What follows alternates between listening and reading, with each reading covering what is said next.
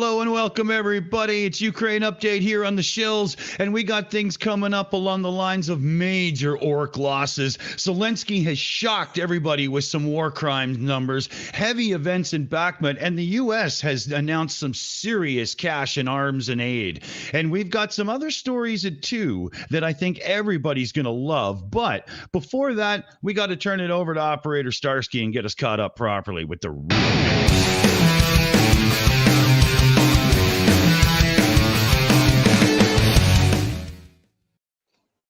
Hello everyone, Operator Starsky here.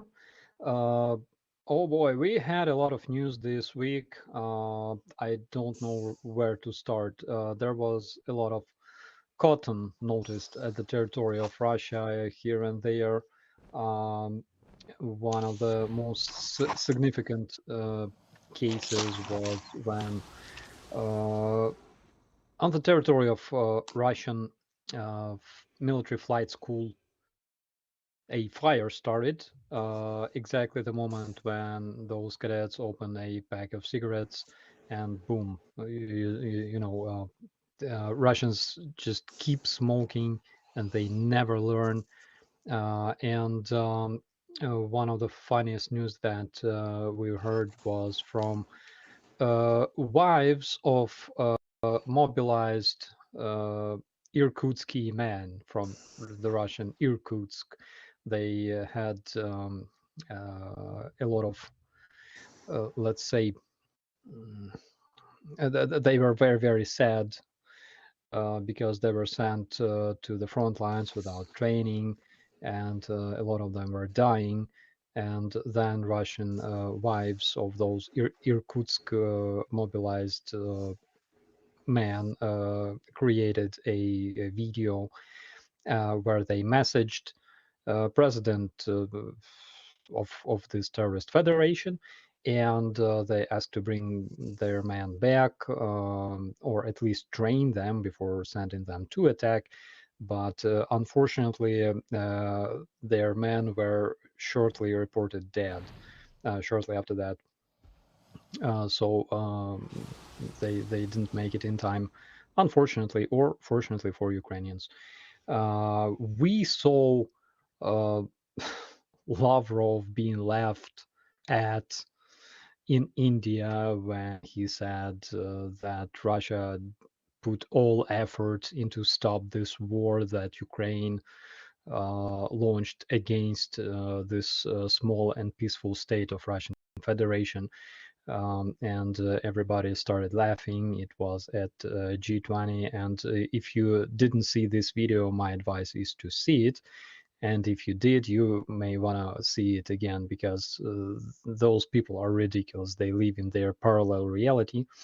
And one of the main topics of this week was situation in Bakhmut. We know that Russians brought everyone they have to the front lines and concentrated huge amount of personnel in this direction in order trying to take Bakhmut.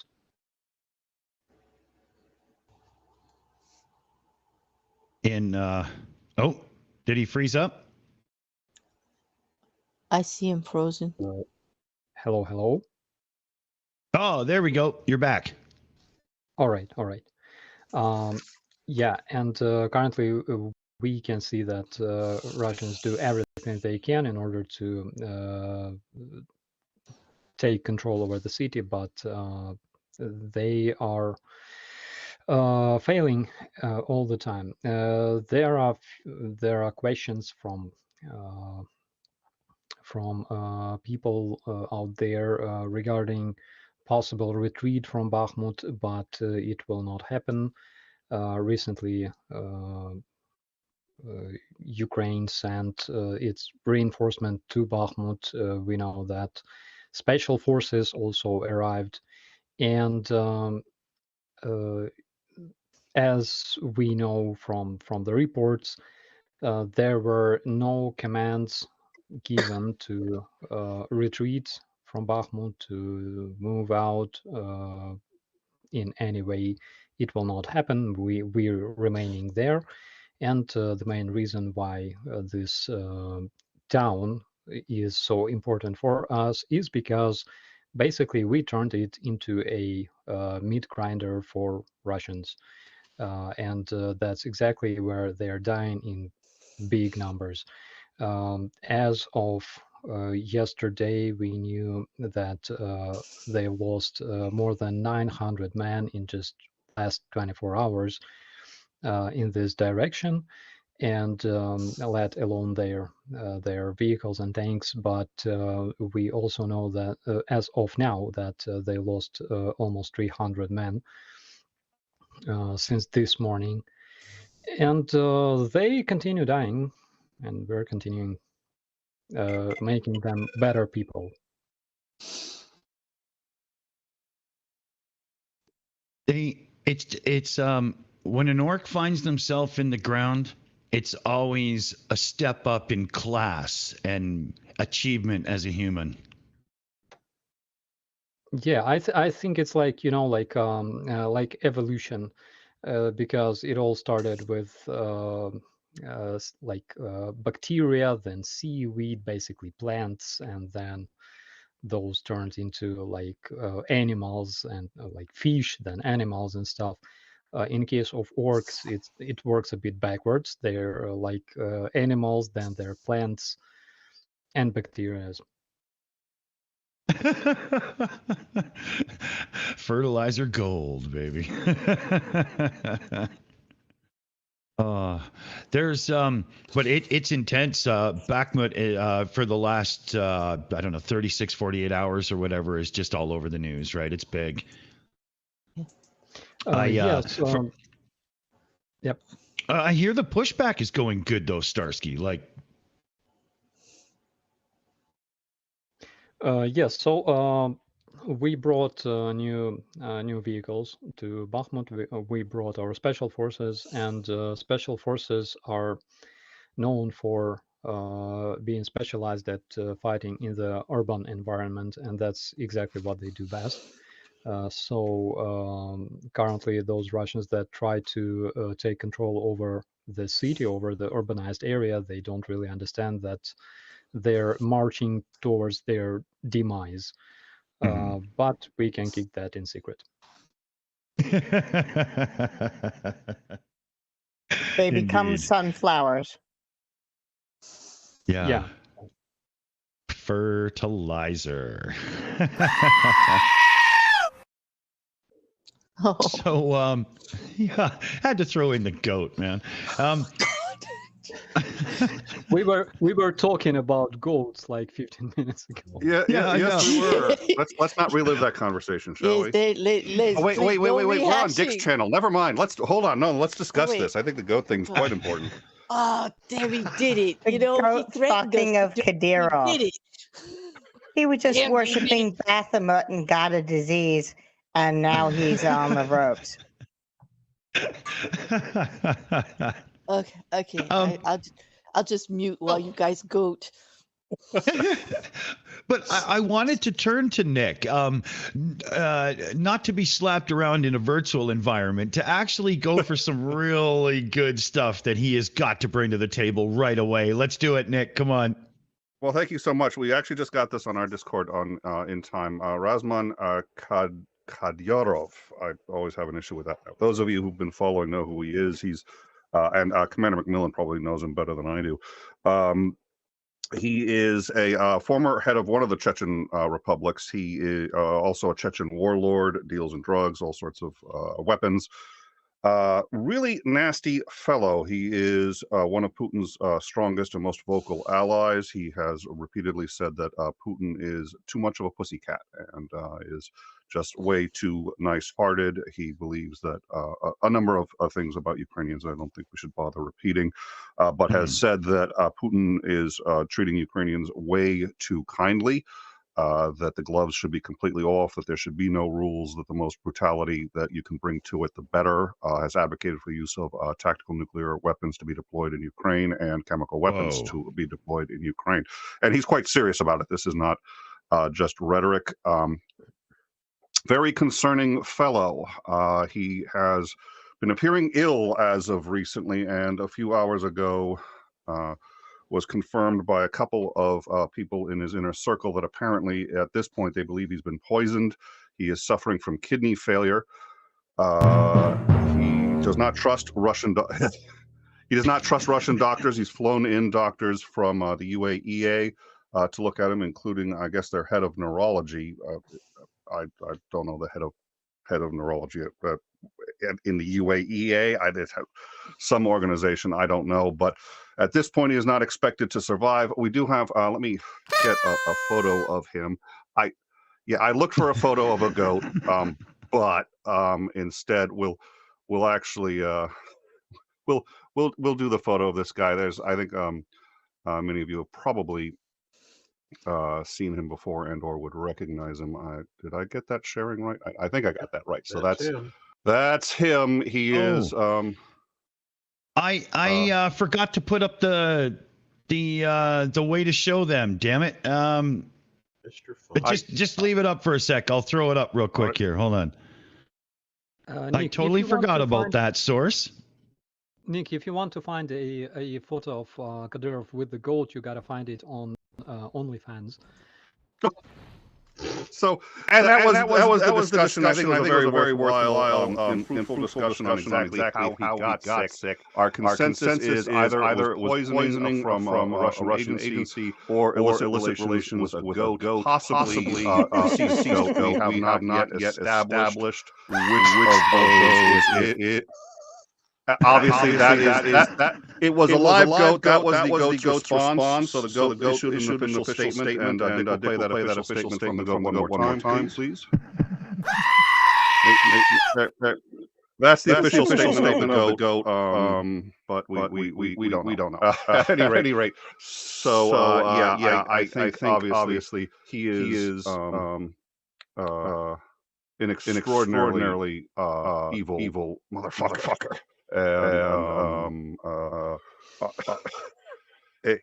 We had been talking as well about what's happening. A number of allies have been coming sick. One of the most common causes of illness is rapid deceleration illness, comes from falling out of a 21-story window. There's been a lot of that. A couple of tumbler syndrome coming falling down a flight of stairs. In some cases, it's people who oppose Putin. In a striking number of cases, his strongest allies, and we've noted in some of these cases, it's been ones that are actually far more aggressive and hostile towards Ukraine than even he. If a number of these people get eliminated before something happens to Putin, I think hopefully the outlook looks a little more positive in Ukraine. I got a couple people saying there's still some kind of echo on things. Hold on here. Something has gone all kerfuffled or something. Maybe the screen share. Let me turn off the screen share and. Okay. Oh. Okay. I wonder if that fixed it. You know what? I think bringing up your presenter mode doubled up the audio. That would be my guess. I think Starsky was going to say something. And I definitely want to ask Operator McMillan. Wow. Speaking of, I gotta at some point find out, is Captain higher than Commander? Just asking for a friend. We'll have to get that one settled too. But Captain. So Captain Starsky, yeah. If he's a telephone captain, yes, then he outranks a commander. Oh. I was wondering. Those in the U.S. military will know what I'm talking about. Yeah, I was wondering if we can blame Chernobyl for what happens to Kadyrov. It might be like a third version, aside of goats and poisoning, because we all remember that he was brought a lot of stuff from Chernobyl. He was brought Ukrainian armored vehicle that spent quite a while buried in a trench in a red forest or yellow forest, as we call it here in Ukraine. So we know that there's a lot of very, very radioactive stuff, and basically like a small stone like this big that stuck somewhere in his boot could lead to this result, actually. So could be that. I tend to agree, but for the fact that you'd see this kind of swelling that he's seen, but you'd also see hair loss and probably lesions on his skin, neither of which you've seen. Even if it was an internal poisoning, you'd expect to see, especially the hair loss first. We haven't seen that. I'm not sure about Wait, the can't hair solve. loss, but for example, they could, again, because we know that they love looting stuff, they could bring him some beautiful carpet they found in Pripyat, for example, in some kind of abandoned apartment. And he could, I don't know, like sleep did on they- this carpet and stuff. Did they ever officially empty out all the snack machines at Chernobyl? Not really, officially. no. Okay, so Not officially. there might be a big black market in radioactive snacks that he's been taking advantage of. He takes energy. He doesn't do energy drinks, but he does take pills that are roughly the same thing. So there's some kind of pill that's roughly an energy drink in pill form. It's caffeine, bunch of other things, and the suspicion is one of them was tainted. We haven't seen any confirmation on that. That's speculation at this point, but there's, again, we put this up and a couple others on our Discord. It hasn't floated any major news sources yet, so we don't. That's usually when we start to get the big details. Right now, we're just cobbling it together from a bunch of independent sources, that enough of whom have confirmed this with other people that we're very confident of the story at this point. But yeah, the radioactive, it could be all of them. I mean, intercourse with a radioactive goat, I don't have the data on like the toxicity of that, but I have to believe that it's probably not great for your health. I mean, I don't want to make a bold claim or nothing, but just a thought. It's all Okay. speculative. Okay, I have another version. So this Kadyrovite comes to Kadyrov, and he says, "Boss, we know that you like those pills that give you energy. So we've been to Chernobyl and we found some like those black pills. And people told us that they are used in machines that produce energy. So we brought them to you, and yeah, and here we go." Genuinely, I have to say this, and without of all of the people that I've encountered and talked about either on our show or going back prior to that, this is one of the most evil human beings I have ever heard of or encountered. He is truly, I mean, he is worse than Putin, and I don't think there's anyone who's looked at the situation who would not concur with that. So that's a bold fucking statement. I don't see any downsides from him shuffling off this mortal coil. I think that's as close to a universal good as you can get. Yeah.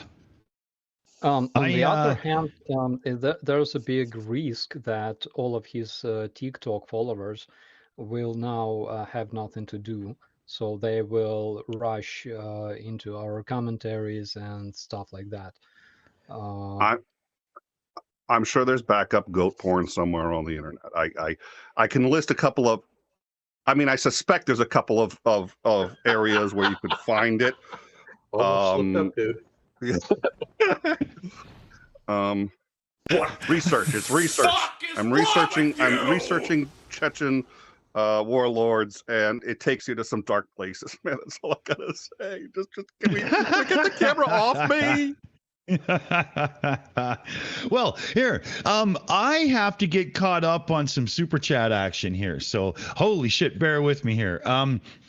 I think Streamlabs has screwed up as well, so I don't trust the list. So I'm going to have to do two different lists here, and hopefully I don't screw anything up. So we started out where Blue Neptune became a new Shills channel member. All right. Thank you very much, Blue Neptune. Awesome stuff. And see, there's no alert for that in Streamlabs. Fucking jerks. And then we had Ink Boy, who came in with $5 or €5 on Super Chat. Where is it here? I think that you should rename your channel to In Time, because you are not on time, but eventually in time. Oh, I love it. And then we had I assume that was directed at me, and thank you, or rename yours. I don't know. It mentioned in time, so thank you. It's cool. I like it very much. And then we had CF Beauty, who came in with $20 super chat. Big shout. Thank you there, CF Beauty. Congratulations on the promotion, Captain Starsky. Oh, yeah. Very cool. Very cool. We have generic username donated $5 through super chat. I love that. That's awesome. Let me hit the button here. Holy, I got to reorganize the screens. This new switching to Teams has me all kerfuffled. I got to settle in still. But generic username for $5 super chat. I saw that Russian AWACS plane was toasted recently. How important of an asset is that for them to lose? That'd be right over to Starsky. I think that Commander will can tell a lot more than me, but basically it's an airplane with equipment that lets them perform different reconnaissance operations and provide aerial and basically aerial awareness. So it's a big plane with the radar plate on it. And this radar is capable of identifying different aircraft at a huge range and give different directions to the fighter jets in the area and stuff like that. So damage in this airplane basically is a huge hit for Russians. Because there were some commentaries that people expected to see this airplane completely toasted, but they saw some videos of this A-50 flying, and the thing is, there were 2 drone strikes conducted on this airplane. And we know that those drones are not able to bring a lot of explosives. And basically, we know that either armor-piercing charges were used. Those are the specific charges that are used to use cumulative force, which is basically high temperatures to burn through armor. But that's one possibility. Another possibility that they could use something like VOG-17, which is a small grenade for automatic grenade launcher, or even a hand grenade. But whatever was used to damage this airplane, we know for sure that its pressurization system is toasted. And we know that all the electronics in this radar were damaged as well, because the aluminum skin of this airplane is very, very, very thin. Those airplanes cannot be armored because they have to be light, and the lighter they are, the better. So they don't have nothing like armored plates, nothing like that. Every kilogram on board counts. So even a hand grenade that explodes on top of such aircraft, as well as this radar plate, bring very serious damage to the electronics and the pressurization system. And on those videos, you could see this A-50 mainstay flying very low, because it cannot climb higher than 10,000 feet, which is basically 3 kilometers and 300 meters, because it has no pressurization. So I pass this to Commander Macmillan. Probably he can explain it better than me. The aircraft in question is essentially the Russian equivalent of a U.S. AWACS aircraft. So its primary purpose, as Starsky said, it's airborne surveillance and air control. And it's useful primarily for being able to detect the movements at considerable distance of enemy aircraft. So they would have used these things to monitor what the Ukrainian Air Force was doing, which would help them in targeting with the missile strikes they've been conducting on Ukrainian cities. Right. As Starsky notes, it's a very thin-skinned aircraft, so even a simple hand grenade would significantly disable what's inside. And you don't need to actually, blow up into tiny pieces the aircraft. All you have to do is just damage the electronics. And given the situation with sanctions right now, trying to get the advanced electronics needed to make that thing work again is going to be extremely difficult. This is a limited asset. I think the Russians only had about 20 of them. So taking out one of these is, 5 to 10% of the entire inventory of those aircraft. Right. Actually more, because they had 9 of them flying. 9 of them functioning, actually. So now it's 8. Yeah. That's a decent percentage down then. Okay, we'll blast through a few here. A couple of real good ones too. AK Crow 874, member for a couple of months as well. $50 super chat. Big shout out there, AK. Thank you very much. Congrats on the promotion, Captain. And yes, I think we all, fall into that sentiment big time, buddy. Preserve Fun. Preserve Fun? I'm not sure how to pronounce that. Donated $5 direct through the Streamlabs. There wasn't a message, so tag me or the Shills in the chat if you want to make sure you get a shout out in. But $5 donation there. Thank you very much. We get to keep more in the donations, and that money goes to good use. We have Stephen Walsh, member for a couple of months. Thank you again for the membership. $10 super chat. Hey, Starsky, cards off, all bite and no dialysis. Could you mention anything about those shock troops and how they improved themselves in the opening days? Which specifically shock troops? I'm not 100%. I would guess he's referring to the Kadyrite troops, the Chechen assault troops. Well, they don't post new content on a TikTok, and I made a TikTok account specifically to follow them. So there's not many updates from them. I think that something happened to their cameraman. Obviously, it's because, every time Kadyrovites make videos from some combat or whatever, they this brave cameraman is always in front of them troops, like on the line of fire and stuff like that. So I think something eventually happened to their cameraman. I think it's worth noting in terms of that shock troop element that he was talking about is initially when Kadyrov's forces were sent in, they were a significant asset because most of these guys were veterans of the Chechen War and they were reasonably well equipped.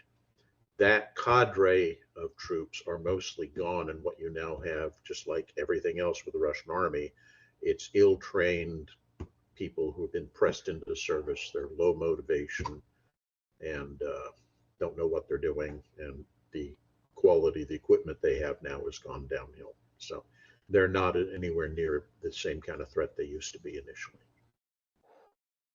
Oh, I thought they were called shock troops for what they do with like animals in Chechnya, because when you see that, I'm certainly shocks the animal. I'll give you that much. yeah, because what they do to those poor animals, it's shocking. Okay. Let's see here. I've got a couple more I can dig through here. We're almost falling behind, and I'm totally losing my mind in the background trying to figure this out. Okay, so we got Ink Boy for €2. Love your hairstyle, Starsky. Especially nice today. Love that one. And then we got level 70 in for $13.99. Captain Starsky. The chief of Ukrainian intelligence has said Russia will lose the means to wage on an aggressive war in 3 months. It sounds like we could see an end to this war this year. Thoughts? We are all hoping that this happens because we understand that even if Russians proclaim the war and invade Ukraine, doesn't change anything much because they don't have enough of logistical means to deliver all of those troops to the front lines, to accommodate them, to supply them, to give them uniforms, to supply them with weaponry and things like that. And of course, they don't have tanks and armored vehicles and infantry fighting vehicles in appropriate numbers to provide support to all those troops. So not much will change. On the other hand, we are receiving plenty of military aid now. And for those who saw that video from Gdynia, Poland, with thousands of vehicles parked in the same spot, you probably understand what it means. Yeah. So we're looking forward to see the end of this war this year. Of course, this is our plan. And this is exactly what our president announced, as well as our general staff. Probably the hardest thing would be to liberate Crimea. But basically, even Prigozhin today said that if Russians lose Bakhmut, then they will lose all the territories up to the Russian borders, basically up to the borders of 1991. So yeah, so I believe that this is true. And again, we receive a lot of reports from the personnel that was trained all this time abroad. There were even news that several Ukrainian pilots arrived to the US in order to pass this assessment of skills. Basically, I think that our partners want to understand how much time it takes to train pilots, to transfer them from Soviet aircraft to the US built aircraft or some other aircraft. And situation is developing pretty much in, it pretty much benefits us at this point. Right. Yeah, Bakhmut, it looks bad, I agree, but at the same time, we should remember that Russians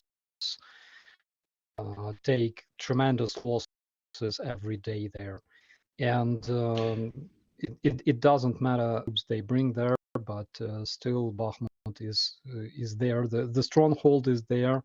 Our troops are there for almost for more than a year, basically. So yeah, we are pretty much hopeful that this war will end this year.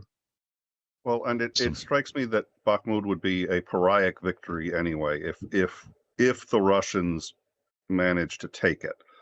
The losses that they've suffered have been so extraordinary. I think both of you gentlemen could speak better to that than I could, but it seems to me that one of the things that the Ukrainians are doing are, in fact, sort of leading them there. Like Starsky said, they've turned it into a meat grinder. They're sort of like, okay, you want to take it.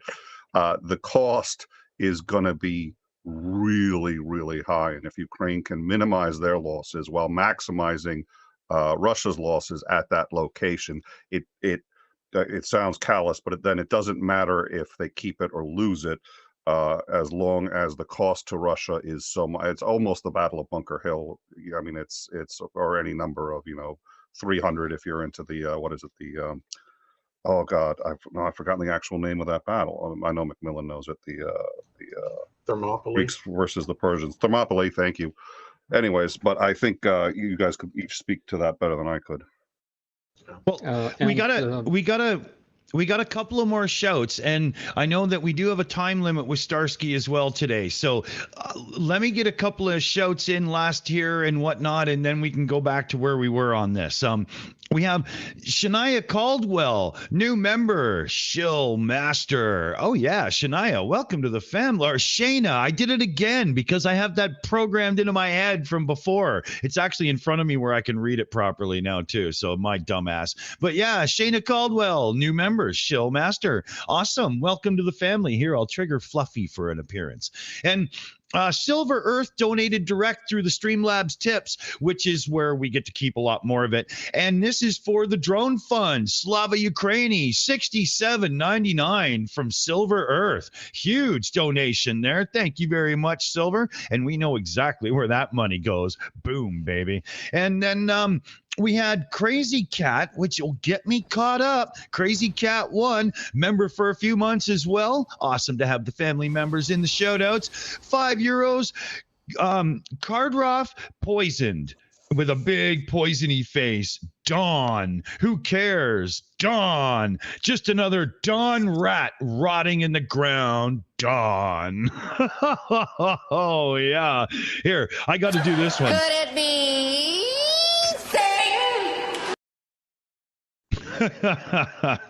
Just maybe. And you know what? Oh my God, we've done it. We're caught up. We've got a couple of viewer interactions we'd love to get to. So I'm going to turn it right over to Claire, and she's going to take us to where the viewers want to go.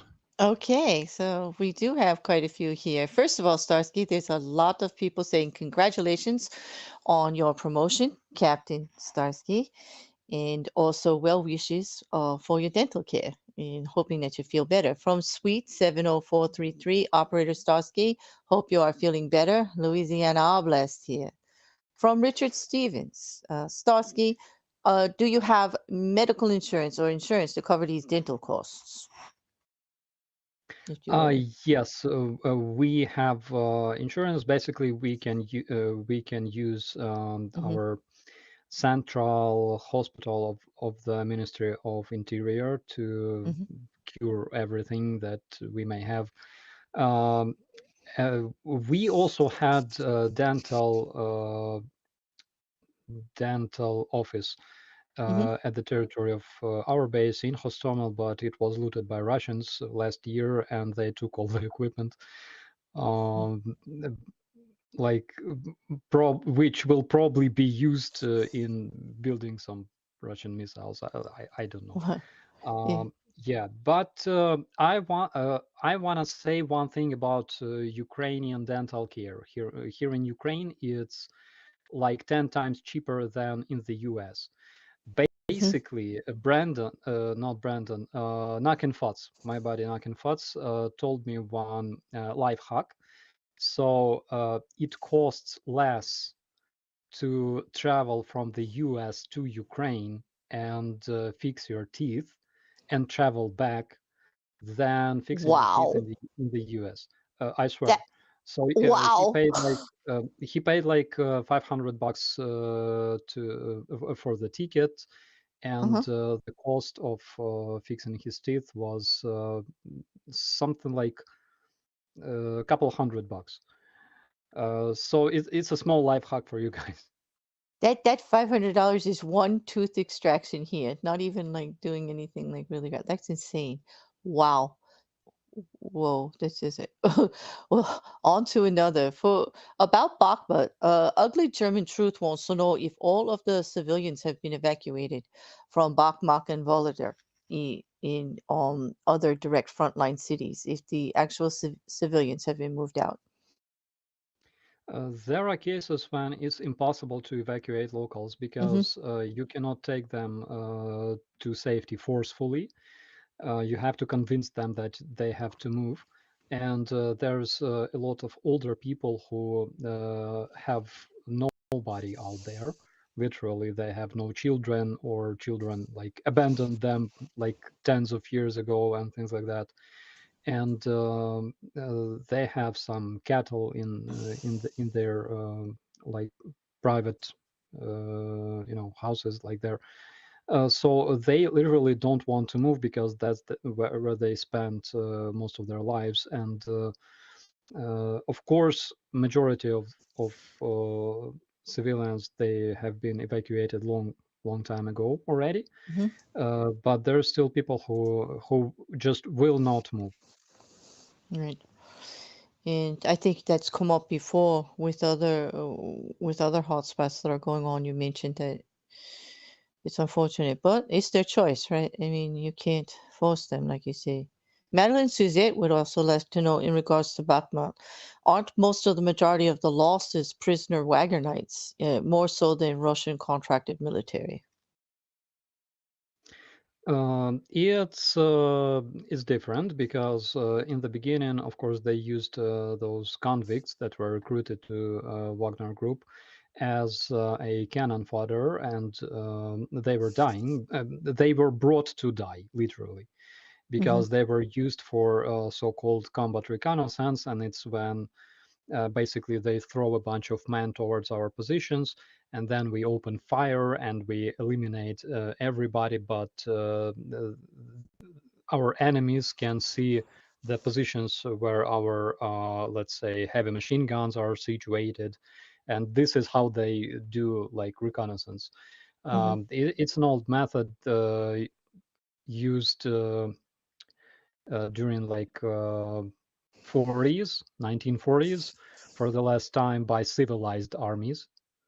But Russians still use it because it's like not the best thing they can do, but they can do it efficiently. So those Wagnerites were dying in huge numbers, and we know that in just 2 months, Ukrainian armed forces almost completely eliminated all of those convicts that were recruited. So their losses were approximately between 20 and 30 men dead. 20,000 and 30,000 men dead.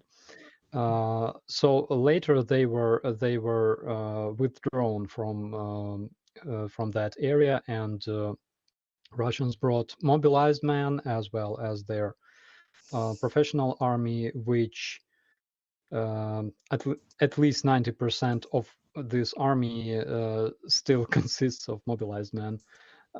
And currently, we know from the reports of our guys there in Bakhmut that Russians brought those Wagnerites back again. And those are more, let's say, professional soldiers this time.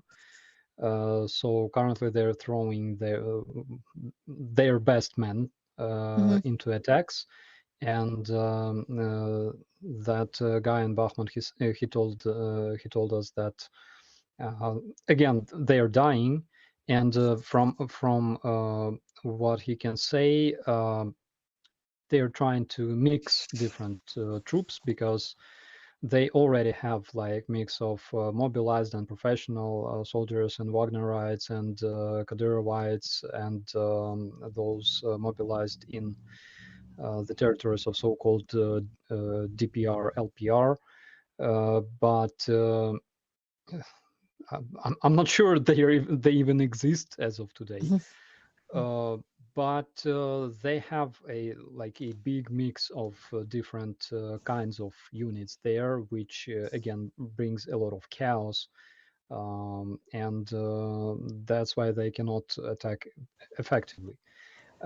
It was told, I think, back during the days when we had this counteroffensive operation in Kherson.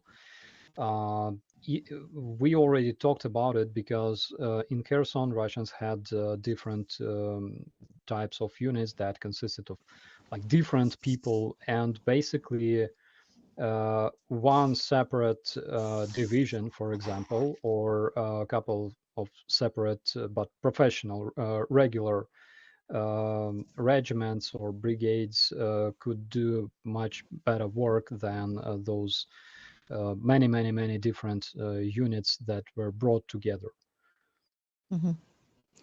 Well, thank you. From our member CF, Captain Starsky, did the leopards from my homeland of Portugal already arrive in Ukraine? I'm not sure if those specific leopards arrived, but I give you 100% that they will be used in combat pretty soon.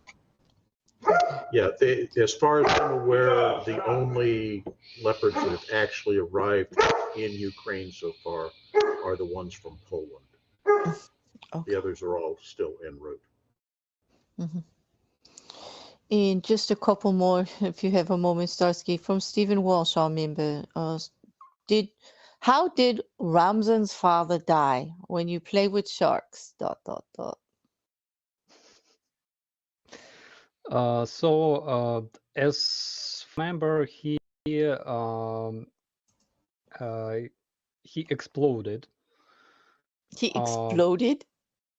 Did you say as far as I remember? I can be wrong though. Okay. But I think that he was blown up. Oh. Ahmad Kadyrov. Okay. From Johan Jansen. Now that the U.S. has a new stealth bomber, why not lend lease all the older B-2s to Ukraine? I don't know if Starsky can answer that, but maybe Commander or Nick would like to weigh in on that option. Everything I know about that, I learned from Commander McMillan. Commander? Yeah, the new stealth bombers are not really online yet, so we're still using the old ones. And Okay. I don't think there's any plans to let that technology into the hands of countries other than ourselves because it's so high end and they're really worried about it falling into the wrong hands kind of thing. So, okay. Yeah. All right, thank you for that. And from Shelley Winters, for Starsky and or Nick, will NATO take the nukes out of Russia as part of the reparations and end all the hostilities? I think there's more chance to take their energy resources as reparations. Again, nothing will change for Russians because Russians don't have any benefits from having those huge sources of gas and oil because all the revenue goes to Russian oligarchs and bandits, and basically Russians don't have any of like profit. They have no profit from that. So when their resources are given to other countries, to Ukraine as reparations, they will not feel it. As for their nukes, I think that they need to be taken away, of course, and we must get rid of them. We can use them to build, I don't know, nuclear power stations and things like that, and use them for, to do something good. Okay, and there's one more. Oh, go on.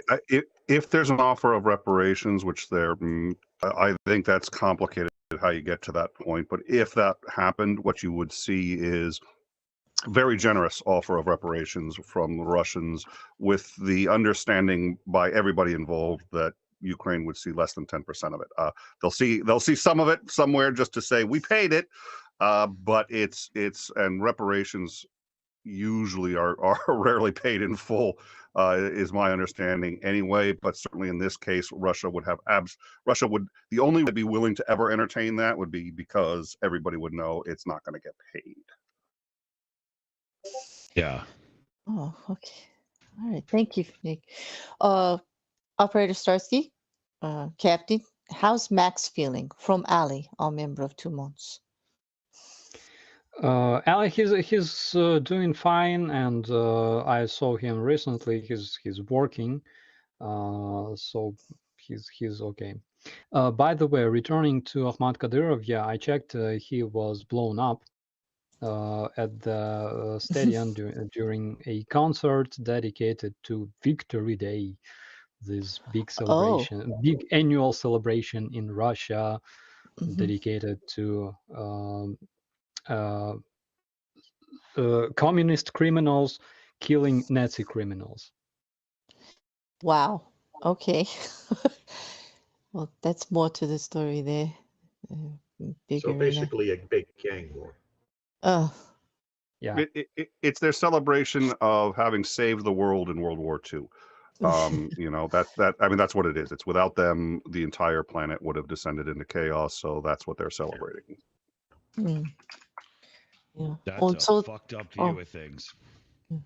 so the Well, last. it's a realistic view of things, I think. Without the Russians, I think there would have been very little ability to stop Germany. The Allies wouldn't have been able to do it on their own. But now they're bringing almost as bad. Like it's just, it's Sadly, swastikas are popular in Russia. Oh yeah, it's fair, become a giant symbolic thing that they trot out every year to praise themselves and pat themselves on the back. Well, and the biggest, I mean, so the 900-day siege of Leningrad. Yeah, and I that they should also celebrate, like, remember before Hitler invaded USSR, they had like mutual parades in like Poland. I think that they should also memorize those events, bring out pictures. No. These things, no attacks on Finland. That's all Western propaganda. They were going to split up the world. They were a member of the Axis. They were an unofficial member of the Axis before Hitler betrayed them, and they already had plans to split up Poland. They had plans to divvy up the whole planet. This was Hitler's right hand, and Stalin was so shocked by the invasion, he locked himself in his office for 2 weeks and drank. He refused to come out because he's like, "This is my buddy, man." Yeah. Adik betrayed me. I don't understand why Stalin trusted him in the first place, because Hitler made it very clear that he wanted to basically take all of the Soviet territories in his book, Mein Kampf. Yeah. Hitler said a lot of things in Mein out, Kampf that were so crazy, nobody thought he could be serious. That's why you got to be really careful with people. That's one of the things that concerns me with Trump, which is people say it's obvious he doesn't mean a tenth of what he says. Like, I'm not as convinced. I agree he just makes shit up. But I also think that he's that way with policy, and he's perfectly willing to do any of these things if he gets elected again. There's a kernel of truth in all the absurdity. Yes. Well, but he put that much better than I did. Exactly. We got a harsh troll in the chat that was just taken out there, but I'm sending in the puppy. Where is he here? There he is. Yeah. Yep. That'll deal with it. Well, we got a couple of shout outs to do here quick. Generic username for $5. Hope Futch is doing well. Here, look, it's even in the right time. I can get that one up with this one. There we go. Awesome. Thank you very much there, generic username. Great shout. And we had a second one here. Tyler Dowdy for $5.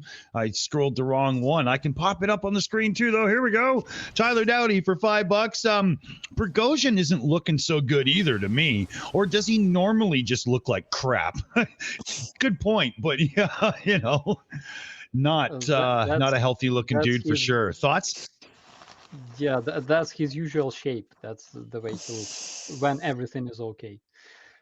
As for Fudge, you know, when dogs do those sad eyes, that's exactly how Fudge looks like right now, because I walked him out in the evening, and when he returned, he didn't find his usual treat, because I usually give him like this dog food, and then I stick this treat inside, and he eats the treat in the beginning, and then he eats the rest. And tonight he didn't see this. Because like I'm spoiling him with those treats, and he has like tens of them every day. So now he made this like sleeping protest. You know, he decided to go and lay down and sleep as a sign of protest. Wow.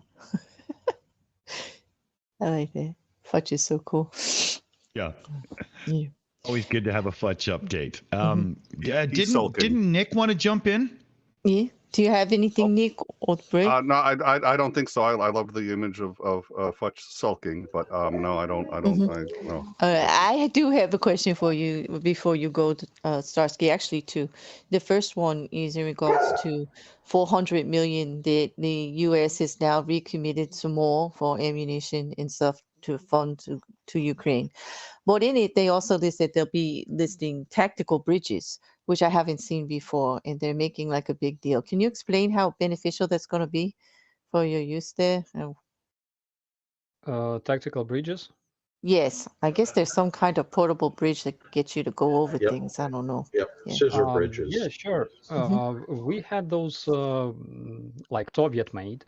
We had a lot of them in Ukrainian army, but why they are useful is because, as you know, there's a lot of rivers in Ukraine, and basically each oblast is separated from another oblast by a river.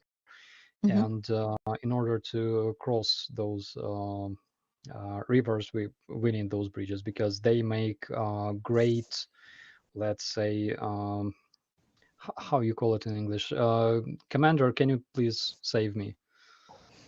You use the scissor bridges to get across a river for a very quick assault attack over the river.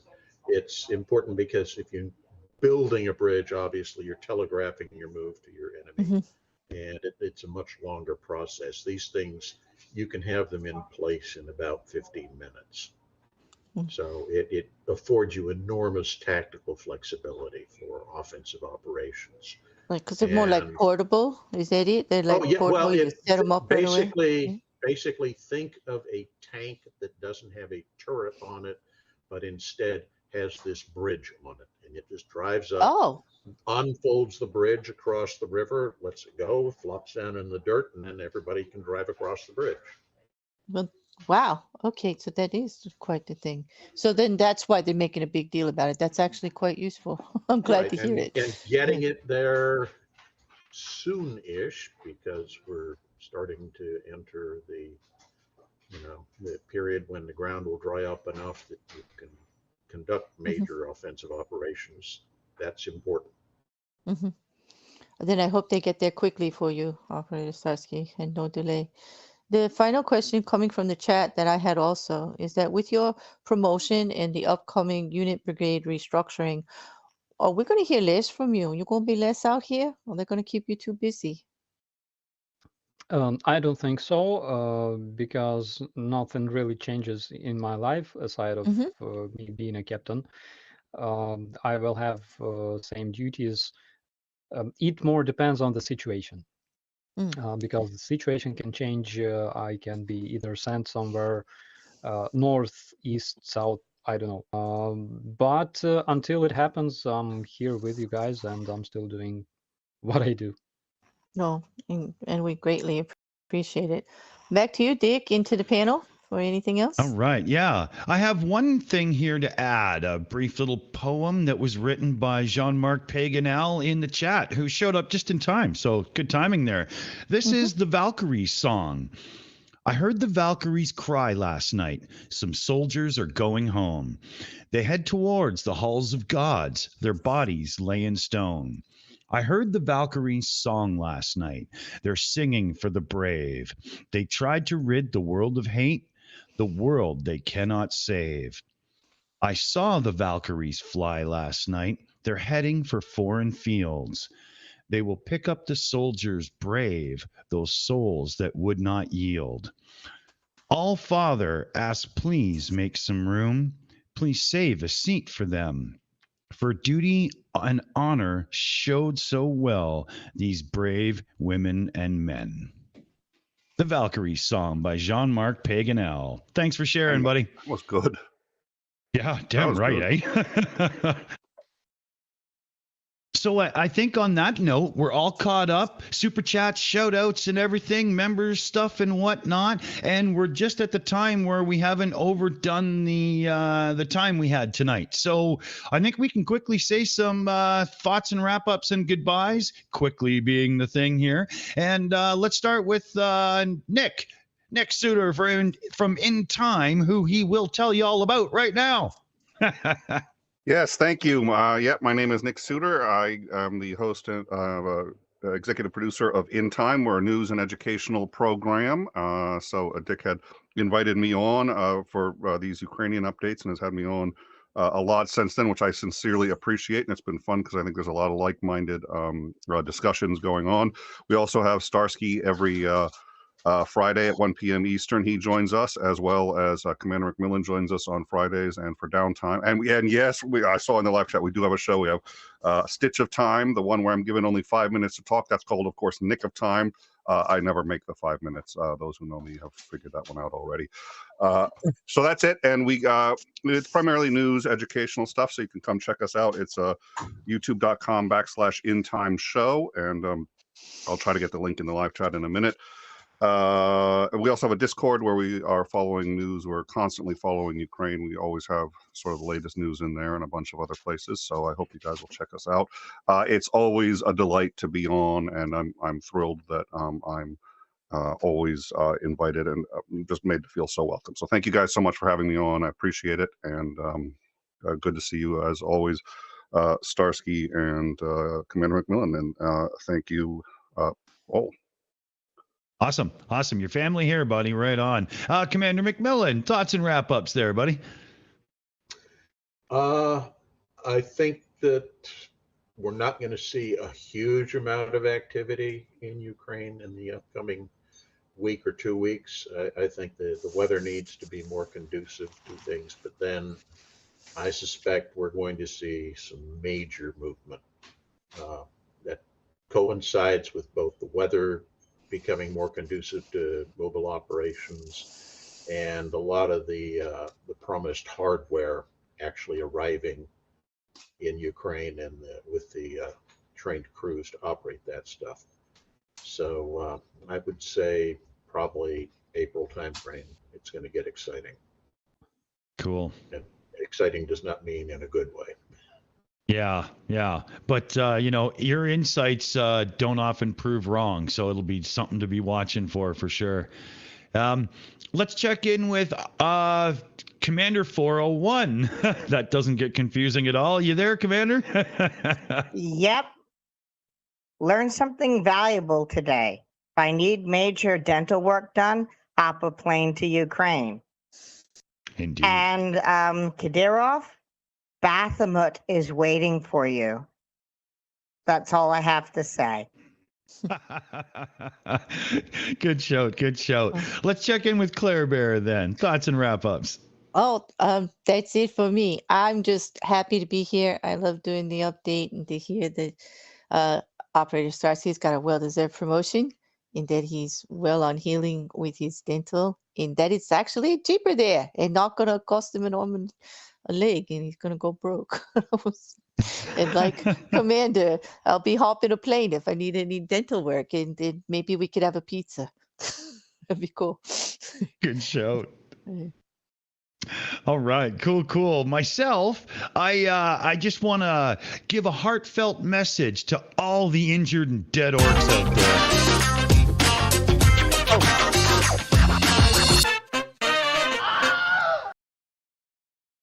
May that juicy groove take you right into being some lovely food for sunflowers. Slava Ukraini, everybody. Let's turn it over to Starsky to send us home. The other day, some of my buddies sent me a link to this website where like all of my friends were listed, and basically it was a list of YouTube channels dedicated to the war in Ukraine and informing international community. And there were like Anna from Ukraine and Dennis Davidov and rest of the guys. There was like a small chapter written about my channel that said that I managed to build a very strong supportive audience, and I thought that those guys are correct and wrong at the same time. They are right that we have a very, very strong audience of supporters of Ukraine, but they're wrong because I didn't build this audience. This audience built me. So thank you so much for supporting Ukraine, and thank you for being out there for Ukraine. Awesome. Well said. Awesome. Well said, buddy. And yeah, remember, do all you can. Urge your local politicians and your regional ones and all those people that make up whatever government happens to be in charge of your area. Urge them all to make sure they're doing everything they can to support Ukraine. We're all doing a lot together, but if we can get our governments pressured even more, we can get more done and get these goddamn orcs the fuck out of Ukraine. On that note, we're going to say goodnight, fellow babies. So glad you could join us. Slava Ukraini!